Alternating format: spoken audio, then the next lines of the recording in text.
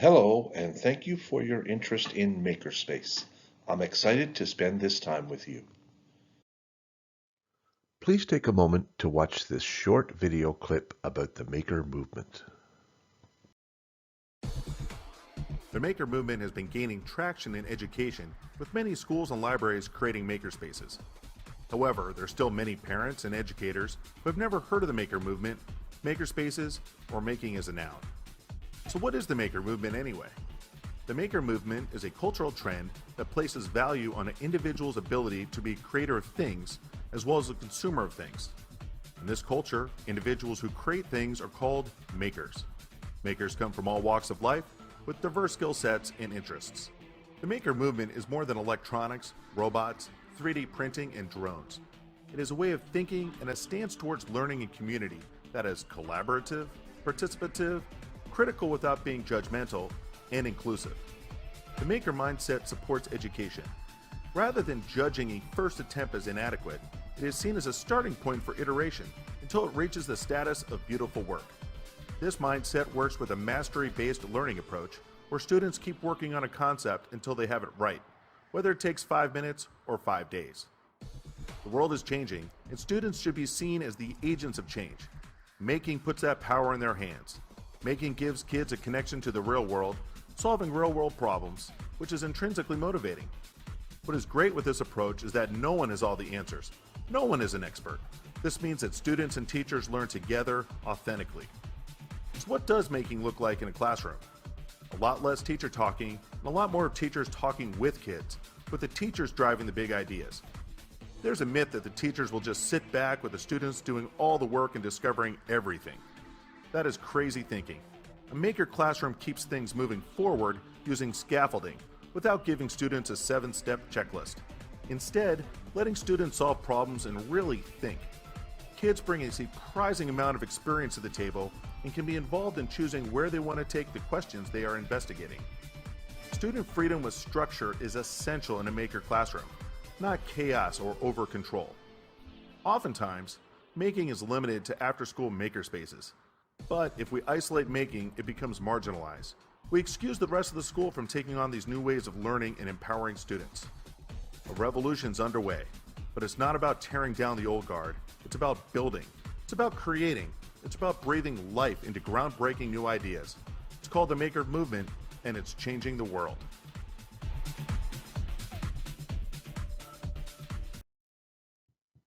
Here's a link to another of my favorite videos about making. It is by one of the leaders of the making movement, founder of Make magazine, and the world's largest do-it-yourself festival, Dale Doherty. He explains how making is an innate human characteristic and that we are all makers. In the interest of time, I won't play this right now, but the link will be available for you to watch when you have time. It's a great listen.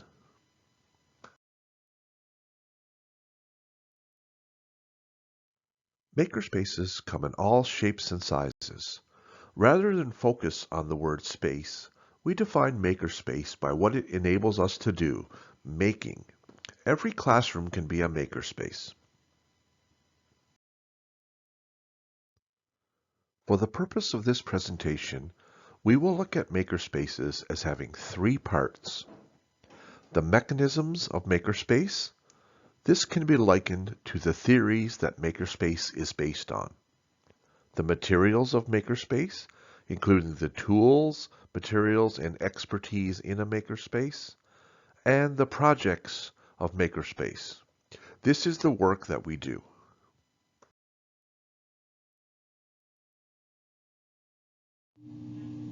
The concept of Makerspace in the classroom is grounded in theory and research. These include Seymour Papert, Big Ideas, Constructionism, the Maker Movement, Design Thinking, and Media Literacy. Let's take a moment to look at these 5 concepts. The ideas of making and meaningful hand use go back further than Papert. People such as Maria Montessori and Jean Piaget wrote about the educational values of this type of learning. Papert refined the thinking in the book Invent to Learn. A couple of quick points from Paparet's big ideas. First, we learn best by doing. The goal is to be a creator of technology, not just a consumer of technology. We want to give students the skills necessary to solve problems they haven't seen yet. I often associate this to math. We can teach students to add, but when it comes time to evaluate, we give them problems they haven't seen before. We can strive to have making work this way. Making is a way of teaching based on experiments with materials and ideas. It is best to allow learners to discover information rather than to present facts with no conceptual basis. Learning to manage time is an important skill. We want students to participate in their learning, even when they are not told to. More learning can happen when we fail and retry than when we succeed the first time. Instead of trying to prevent failed attempts, give students spaces to fail. They will achieve a deeper understanding of the topics. Learners will draw on all available resources for information and skills. In one makerspace I worked in, we had a caretaker who taught students sewing. Makers will seek out experts wherever they are located. Making digitally is still making. The digital world allows us to create media, but also allows us to learn about anything we want to make. The second basis for makerspace theory comes from constructionism. This teaches us that acquiring knowledge occurs best through building, and building includes a whole host of things, such as coding, media, and physically constructing objects. Similar to the teachings of Paparet, constructionism seeks to prepare people for problems they haven't seen before. If you're interested in learning more about constructionism, please take some time to review these two exceptional talks. The first is by Gary Steger. It explains how the work of Paparet is linked to constructionism. And the second by Sir Ken Robbins, where he argues that education should be personalized to every student's talent, passion, and learning styles, and that creativity should be embedded in the culture of every school. The next mechanism of Makerspace is the maker movement. Fortunately for educators, making overlaps with the natural inclination to learn by doing. Let's watch this short video about the maker movement.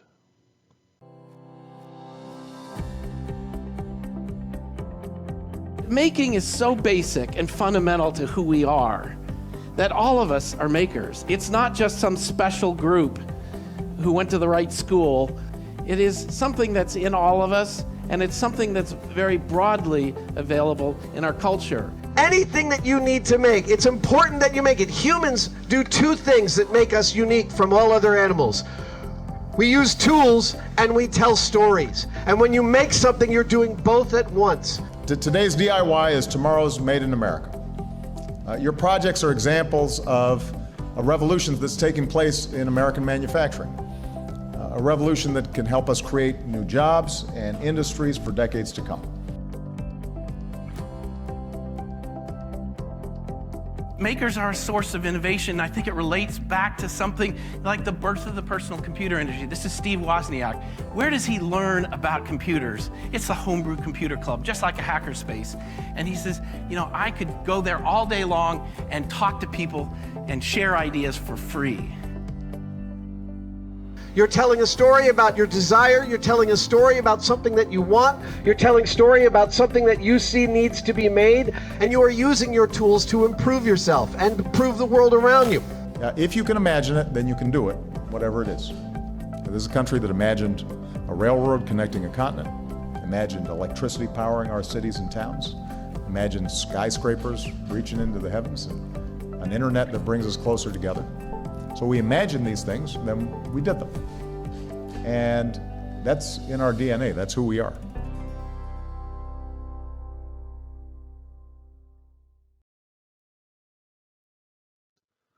Let's have a look at a few of the benefits you will see when students adopt a maker mindset. When we give students open-ended problems to solve, we often see students who don't always shine become more confident learners.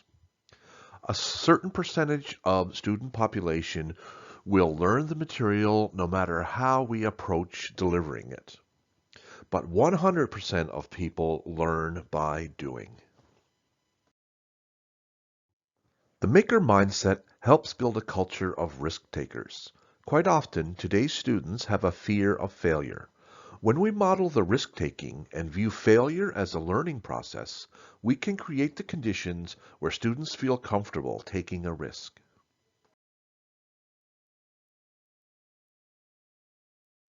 Another benefit of viewing failure as a learning opportunity is that it helps build perseverance.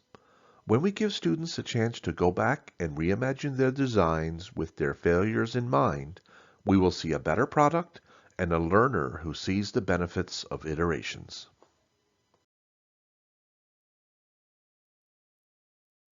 Various government and academic organizations from around the world have created the 21st century competencies. They have identified the learning competencies they believe to be critical in positioning individuals and societies to be successful in the 21st century. One of the competencies is collaboration. The fact that students will be relying on different sources for the knowledge and skills needed to solve problems will innately increase collaboration. When we give students ownership of the learning, we are asking them to be more independent in the form their learning will take. I can't do it becomes I can't do it yet. Students learn to do the things they need to do in order to solve a problem. The information is not laid out for them in an outline, but rather left to be discovered. Other benefits that you may see when students adopt the maker mindset are that it can help increase creativity. Teachers no longer have to be the experts of everything. It fosters entrepreneurship. Meaningful hand use has been proven to elevate mood, and making helps break the habit of wastefulness, as often we use recyclable materials or found materials. A few other benefits we see when we have students involved in making projects. Making gives students the skills to solve problems they've never seen. It has been proven to improve focus. Projects are often framed around real-world problems. It will allow for deeper understanding of concepts. Making creates empathy because problems are often associated with people. We'll talk a little bit more about this in the next section. And when we ask students to collaborate and share their work, we are increasing communication. Research teaches us that when our brains are activated, we are better able to transfer information into our long-term memory. When we are using our hands, we are activating more parts of our brain than at any other time. Quite simply put, making makes you smarter. The fourth mechanism of Makerspace is design thinking. Makers use the design process to solve problems. It starts with learning about a problem and the people affected by it, and continues through brainstorming ideas, building models, and sharing the findings. Students are not learning because the teacher simply told them information they are required to learn. Students are learning because they need and want to solve a problem to make the world a better place. Design thinking is the critical element that must occur before, during, and after making happens. Here's a great example of design thinking in action. The Empower coat started as a high school design project. It is a jacket, sleeping bag, and backpack all in one. It is one group of students' response to homelessness. You can check out the links for more information on the Empower coat and how the design process can be used. Here is another example of where the maker movement can take us. Some of you may have already heard of the boy who used old bike parts to create a windmill for his African village. There is a wonderful TED Talk on this project, and more recently, it has become an inspirational children's book. If you have not already done so, please check out the story of the boy who harnessed the wind. The final mechanism of Makerspace is media literacy. I think we have done a good job of including media literacy in the curriculum. We can do the same for such things as coding and interfacing. Earlier, we talked about the ability to solve problems. Students who are good problem solvers are better able to deal with the complicated issues of media. A great place to start is the Canadian Centre for Digital and Media Literacy. Our next section will deal with the materials of a makerspace. Coding is a new type of literacy. Just as writing helps you organize your thinking and express your ideas, the same is true for coding. As children code, they learn how to create and express themselves with the computer, not just to interact with it. As we said before, they become creators of technology, not just users of technology. They learn to solve problems and design projects. They practice sequencing skills, which have been proven to be foundational for later academic success. Coding allows us to fuse math and language in a meaningful and motivating context, and supports the development of numeracy and literacy. One way to engage learners in coding is through robotics. Our DSBN Makers program often visits classrooms to hold workshops on robotics. The primary students will work with the Dash and Dot, the Ozobot, or the Botley robot, while older students will code with the Spiro Ball, the BBC Microbit, or the Lego Robotics kits. For more information on any of these products, please click the pictures in the slide. Some of the most engaging materials of Makerspace are the ones used to create media. Two of the most popular are green screen and stop-motion animation.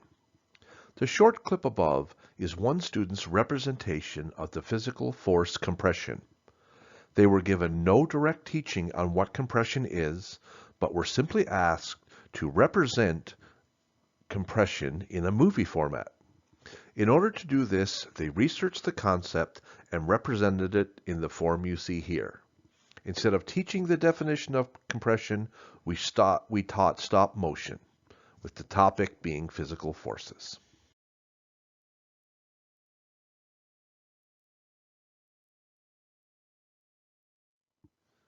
The most important source for materials in a makerspace is recycling bins.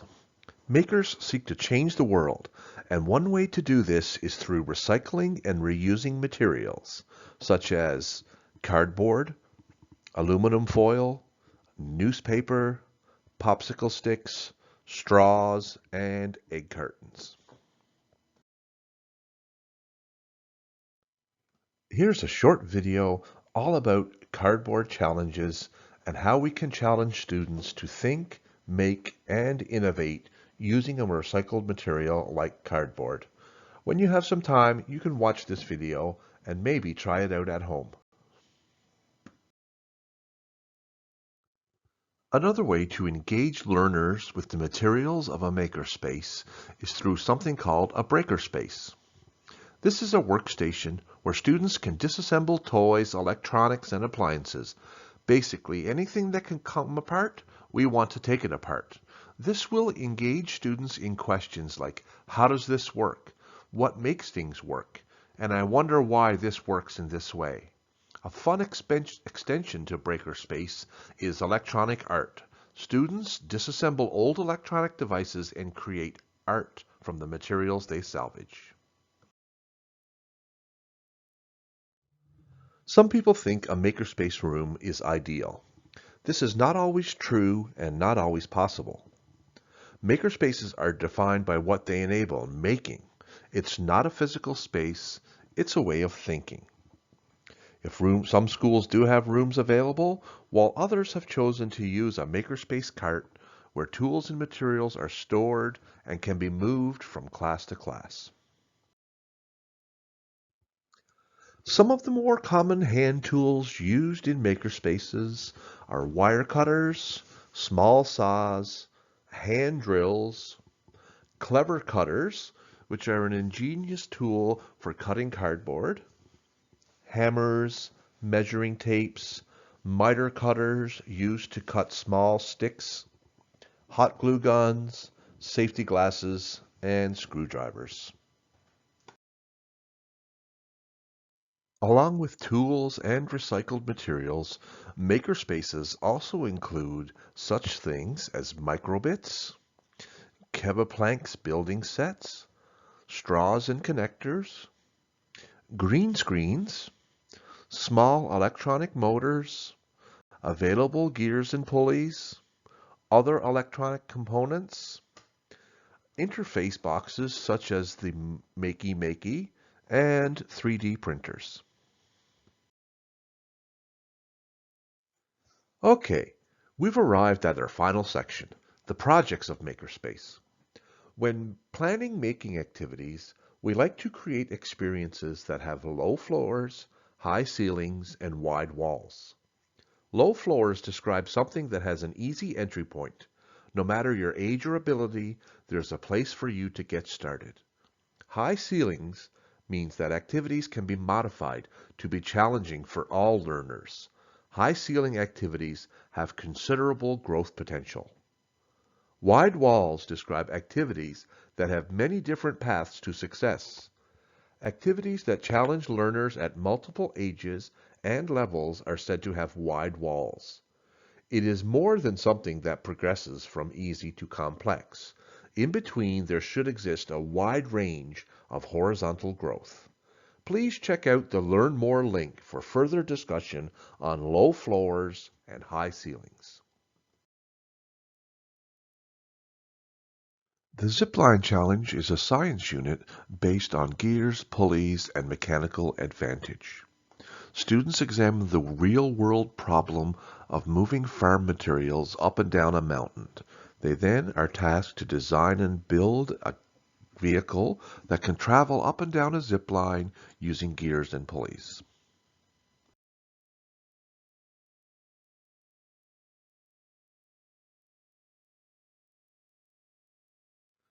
The Innovation Challenge is a project that uses the microbit to control motors, lights, and sounds. Students learn to write the code to control these devices and are then asked to create an original piece of assistive technology. This is a great way for students to develop empathy. Be the Builder is a primary engineering project. Students are given simple materials such as clothespins, popsicle sticks, and binder clips, and are tasked with creating things such as towers, bridges, or structures that will support large amounts of weight. The Spiral Ball is a mini robot packed with motors, lights, and sensors. Students use code to control the movements of the spiral ball and have it respond to different inputs from its sensors. We can also incorporate recycled materials to build vehicles that the spiral ball will push or drive around. The Ozobot is a tiny robot that follows lines and receives coded messages through different colored markers. In Makerspace, we use these Ozobots, combine them with recycled materials, and create machines that push around packages on a simulated warehouse floor.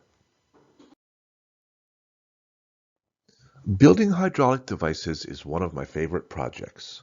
Students use syringes to simulate hydraulic cylinders and are tasked to create machines to complete certain tasks. The task can be simple, such as moving a Coke can, putting a ball into a basket, or extending your reach.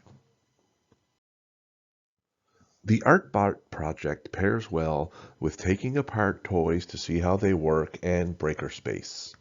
We use the motors from old electronic toothbrushes to create small robots with markers for legs. We put the motor out of balance. The robot will move to create different designs and artwork. Here we can see a class collaborating on a banner, all made with electronic art.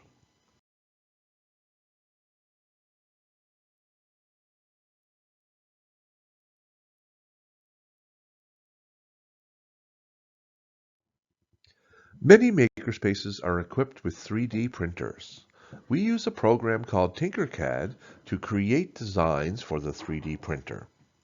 Following the philosophies of Makerspace, we try to phrase our work around a real-world problem and have students design in 3D solutions to these problems. Many schools have participated in special school-wide projects centered around making. A lot of schools celebrate Global Maker Day by having all students in their school make things on that day. Each fall, we celebrate the Hour of Code, where students practice coding for 1 hour. Many schools or even individual classrooms have created Maker Weeks, where a whole week is dedicated to the maker mindset. We also have robotics competitions or other special events where whole schools can get involved in making. While not a new concept, Makerspaces are gaining traction for the many benefits they provide students as these spaces are integrated into classrooms and schools. Makerspaces are designed to challenge students to create and learn through hands-on, personalized experiences throughout elementary, middle, and high school. All across the DSBN, students and teachers are using problem-solving and critical thinking skills to innovate and create thousands of unique and exciting projects. Thank you for spending some time with us today to learn about Makerspace. If you have any questions or comments, you can use the feedback option provided with this conference or contact me at the email address listed here. Also, if you're on Twitter, look us up at DSBN Makers. Thank you and have a good day.